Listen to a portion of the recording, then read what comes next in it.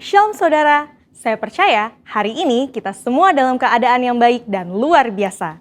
Voice of Pentecost kali ini akan mempelajari bahwa baptisan Roh Kudus itu sangat penting.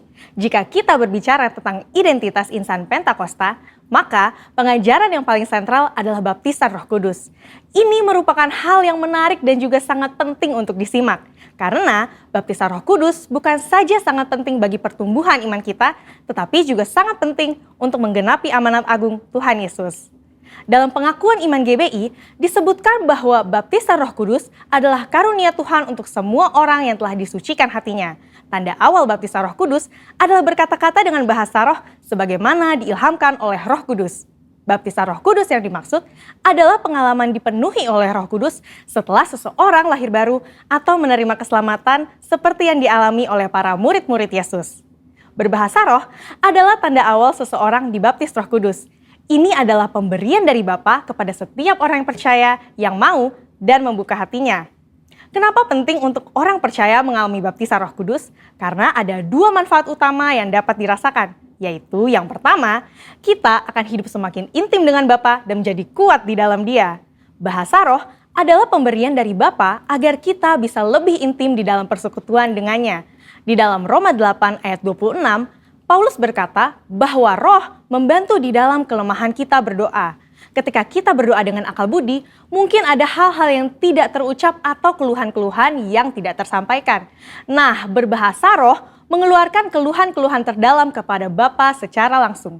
Bukankah ini sebuah persekutuan yang indah? Berbahasa roh juga penting di dalam membangun kekuatan rohani kita. Di dalam 1 Korintus 14 ayat 4 dikatakan, siapa yang berkata-kata dengan bahasa roh, ia membangun dirinya sendiri. Berbahasa roh itu seperti membangun kekuatan rohani dari dalam, membangun iman kita.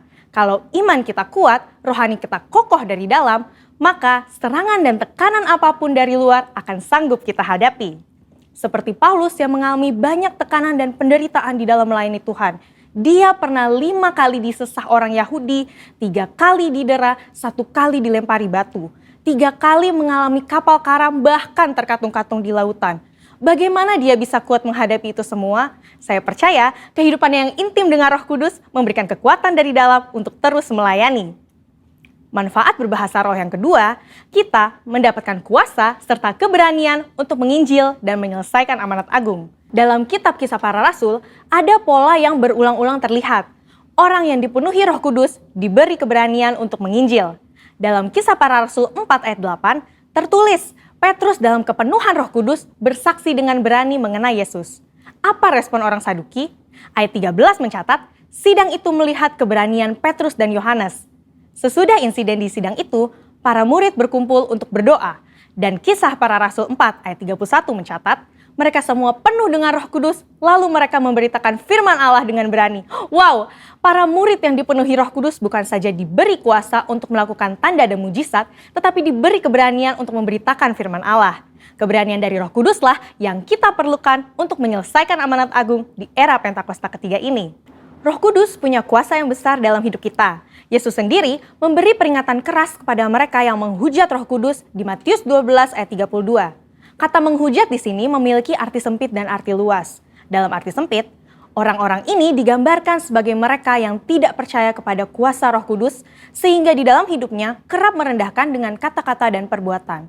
Arti luas dari menghujat adalah saat seseorang menolak karya Roh Kudus dalam hidupnya. Dia mungkin melihat tanda dan mujizat dilakukan, pemberitaan Injil diberikan, tetapi hatinya terus-menerus menolak suara Roh Kudus yang lembut. Sampai pada akhir hidupnya, dia menolak keselamatan dan tidak dapat diampuni lagi. Jangan sampai kita mendukakan Roh Kudus, apalagi menghujatnya. Mungkin ada saudara yang bertanya, bagaimana caranya agar saya bisa dibaptis Roh Kudus dan mendapatkan karunia berbahasa roh? Caranya adalah dengan meminta kepada Bapa yang baik.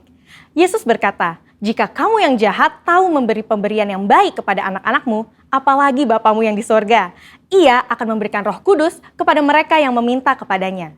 Sembari menantikan baptisan Roh Kudus, jangan pasif, tetapi teruslah berdoa, memuji, dan menyembah Tuhan dengan akal budi kita. Bapa pasti akan memberikan karunia Roh Kudus-Nya pada waktunya.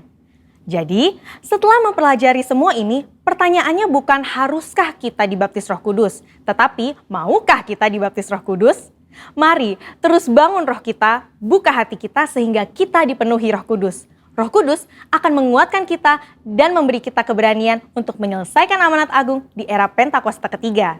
Saudara, untuk penjelasan lebih lengkapnya dari tim teologi kami, jangan lupa buka link yang ada di atas atau scan QR Code yang tersedia. Salam integritas, Tuhan Yesus memberkati.